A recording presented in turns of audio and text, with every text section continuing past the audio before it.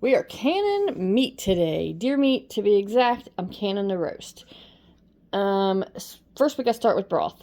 I got 3 cups of tap water back here. It's easier to do multiple than not. So 1 cup of water to 1 to 2 tablespoons of lard or tallow is the ratio for that, whatever the word is. Anyhow, I got 3 cups back here only because my pan's not overly huge. And I don't know why I just put 3 cups in there. Anyhow, this is my tallow that I render. It's a little on the warm side because the oven's running, rendering more tallow. So I have to use this skillet instead of my cast iron. 1 tablespoon. And this will just boil together and it'll be considered done. Probably ought to not start that in the water right yet because I'm going to put water in my tallow. But I use it pretty fast, so who cares? Plus, it's my tallow. Your kitchen, your rules, right? 2. And then the skillet in the front is for me lightly browning the roast. I like it browned beforehand. I have texture issues. So I brown it almost all the way through, but not. Because if I do a raw pack, it seems more cat foody to me. So I don't raw pack anything but chicken because, well, I don't like anything else. Anyhow, I'm going to throw a smidge of tallow in here so that I can brown it up in this meat. Again, mind you, it is deer, wrong burner, and so it's kind of gamey. So add the tallow instead of the lard. I like tallow better for this because it is a little bit stronger of flavor to it than the lard is. So I got that going. This is boiling in the back. This is ready for me to add the meat. And this is one of the bowls of meat. This is a hot burner, so I gotta watch myself here. Anyhow, I spent last night cutting up the deer roast. This is everybody's favorite way to eat it now. I just cut it up in the hunks. No certain size to it or anything like that. It fits in the jar, fits out the jar, you're fine, you're golden. So now I'm gonna put a skillet load in here. And then get ready to slightly brown it. And now, because this is going to be hot meat, hot broth, it has to go into a hot jar. So I've got my canner going over here. Let me wipe my hands. And water in it up to my middle knuckle. This is a 90-minute water bath, or pressure can, because I'm doing quart jars. So just keep that in mind with that, but that's how much water my canner calls for. A couple inches. Usually the middle knuckle of my middle finger. So I'm turning it down. It's turned down as low as this stupid burner goes. So with that, just turn it over. You don't want it browned all the way through, but more brown than this. This again, texture issues. You can raw pack it if you like. This is going here. Give this a little stir back here.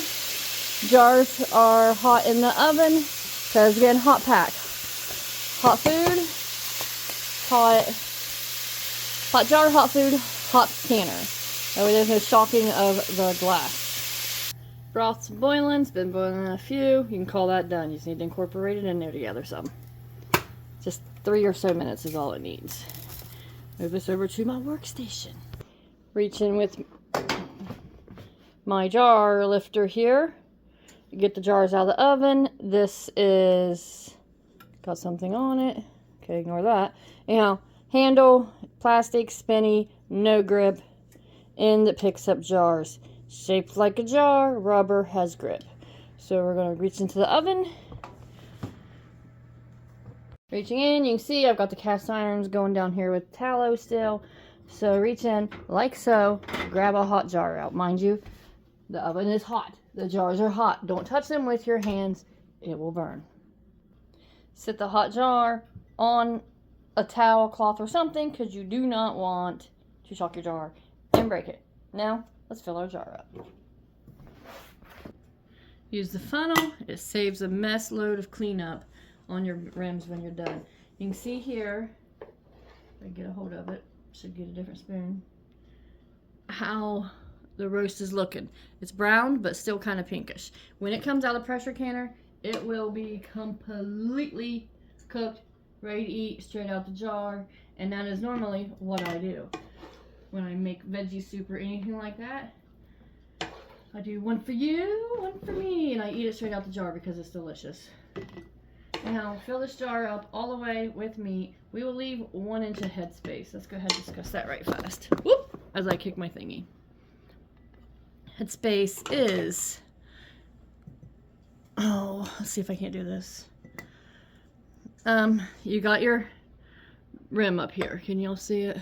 Now, follow this rim all the way down and around. This is like a nothing. And it comes all the way down. You're down to about 1/2 inch or so at the bottom of it, right where I stuck the gripper. Oop, there we go. That's about 1/2 inch. We want 1 inch headspace. That's the amount of room left on top of the jar for it to pull the air up to seal the cap. So this rim, this piece down here, like the lip of the jar where I put this together, or whatever the word is 1 inch. So it goes down to about this point here. So about 1 inch of headspace is what we need left in the jar. That is with meat, liquid, and everything. Oh, let's keep filling this jar up.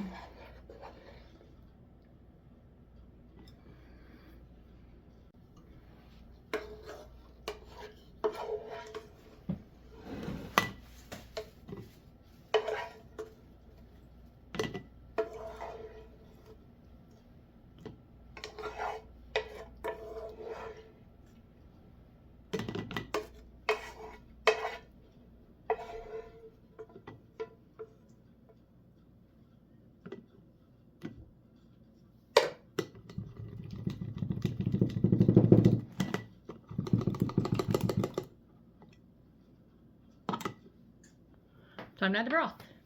Again, it's just the tallow and the water that I boiled. I do not use deer fat. I think it's too gamey. I'm trying to eliminate some of the gamey flavor. It's not my cup of tea there. You know, I'm just gonna ladle this in slow like. Up to about 1 inch of headspace. Then we'll remove any of the air bubbles in hopes that, well, because you're supposed to, and in hopes that I can get more broth in here. Okay. You can use whatever you have. They do have bubble removers, but honestly at this time I don't even know where mine is. So just use whatever you have. Poke around down here in the jar. Push, press, tap, tap, whatever you want to do. Get the air, move to the top of the jar. And right there you can see we are right at 1 inch. Next, important rule. Wipe your rims. Now, mind you, this is a fat substance. Well, wait a minute, I lied. Skip that. Steak seasoning. I put this crap on everything, especially my canned meat. It's the game changer. There ain't even a certain amount to it. I just do it until I feel happy. That makes me happy right there. So, steak seasoning that up. You don't have to, but trust me when I tell you, it's delicious.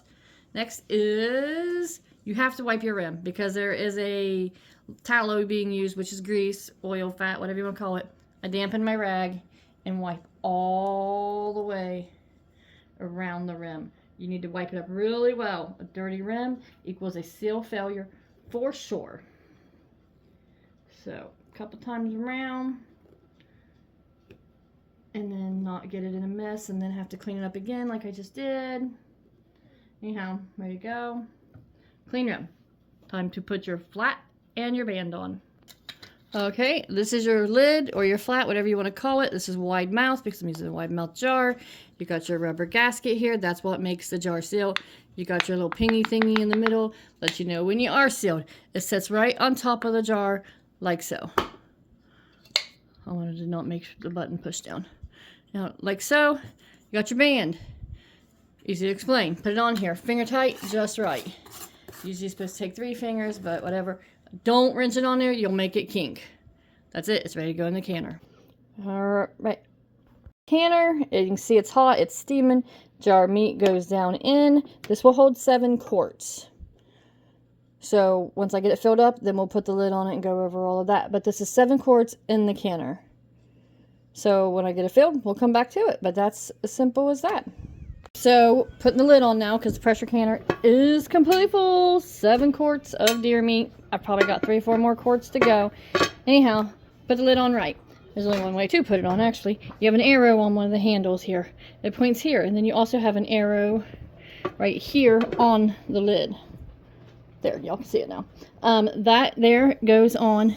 You line both arrows up together. I'm trying to get it where you can see it here. Okay. So line them both up together, point to point, and then it will just sit right down on the canner. Okay, so it's sit now. Then you twist it. We're handle to handle here. Now it's completely locked. It's got all these safety mechanisms and all that there good stuff, so it's locked. So now I just have to wait for it to heat up, and then this here pressure valve will rattle and all that there good stuff, and then it will stand up. When it's standing up like so, that's when you know it's time to put the jiggler on it. I use a jiggler. I'll go over all that in another video because it's a lot of info, but it's not pertaining to this exactly here. Anyhow, wait for that to stand up, then we'll put the jiggler on it. The time does not start until the jiggler is jiggling, and that's when your time starts. And because these are quarts and it is meat, that is a 90 minute can at your allotted pressure. At my sea level, I'm 10 pounds. So we're gonna hurry up and wait now for that to get ready to go. You can see the pressure valve is stood up in the back, and if you can catch the steam coming, there you go, a little bit there. Supposed to let it steam to vent for 10 minutes. I never really hardly do that, but it's been doing it a few minutes anyhow. So that's the jiggler. I put it on. That's the 10 pounds. Now I have to wait for that to start moving before I can start the time. That means the 10 pounds has been reached. Until then, it's just building up the pressure, so we have to wait and time it after. That is the jiggle. That's all it needs to do for the constant 90 minutes, and you set the timer. That's an hour and a half, because again, 90 minutes for quart jars with meat. And then I just let it be doing that for the full 90 minutes. If it starts jiggling like crazy, just fluctuate your heat a little bit. Turn it down, turn it up, whatever you gotta do to keep it at a steady jiggle at about that speed. The canner is done. This has dropped. That means all the pressure is out of the pan.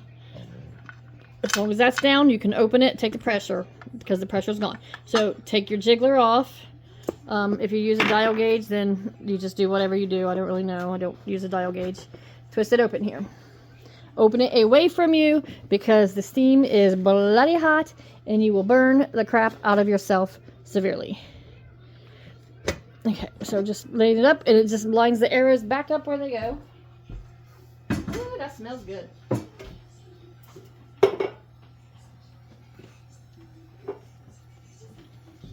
Next is remove the jars. Remove the jars from the canner. So just reach in, pick it up like we had gone over.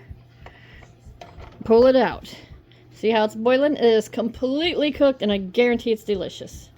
Alrighty, I've moved the jars.